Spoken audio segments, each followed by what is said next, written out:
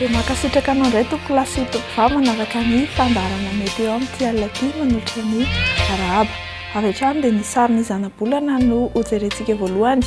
Ahitana andian-drahona somary manifiny amin'ny ilany atsinanan'ny Madagasikara iny amin'izao fotoana izao ary somary mandrivondrivotra mangatsiaka ny andro eto amin'ny nositsika malefaka ny alizay ary atanjaka tsy ho ela izany.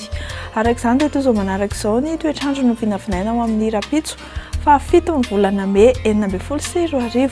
Anorana malefaka ny tontolo andro ny amin'ny faritra Antalasy Analanjorofo, ny amin'ny Voamaraina dia isy ny andian-drahona, ny amin'ny faritra Vadivavy sy Atsimo Atsinanana ary mipakatra amin'ny faritra Taolagnaro iny, ifandimby ny rahona sy masoandro ny amin'ny faritra sisa.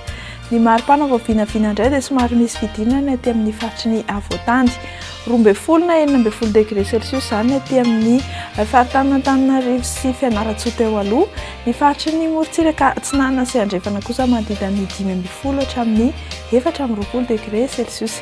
Ny maripana no tombatombana ao amin'ny Rapitso tolakandro iray, 13 degré Celsius ny ambony indrindra ny Maheva-Tanàna izany hoe somary misy fidinana kely, 14 na 19 degré kosa izany aty amin'ny faritry ny Avoatany ary ny mitendry ny avaratry Madagasikara 13 degré Celsius. Ho an'ireo tanàn-dehibe vitsivitsy sy hamaranantsika ny meteo amin'ity alina ity, balika be masoandro amin'ny Rapitso ny Johannesburg sy Bangkok, anorana tandrifin-drahona malefaka ny Nairobi, ho tsara ny andro any Milan sy Paris. Ho an'ireo nosy raha vavy manodidina antsika indray no aroso anao izao, anorana tandrifin-drahona malefaka ao amin'ny Rapitso any Port-Louis sy Seychelles ary Saint-Denis any, ho tsara kosa ny andro faritry Comores. Dia izay indray tompo lasy tompo vavy no azonareo izantsika eo amin'ity alina ity, mirary soanao hatrany izay ary manome fotoananao amin'ny manaraka indray. Veloma tompoko.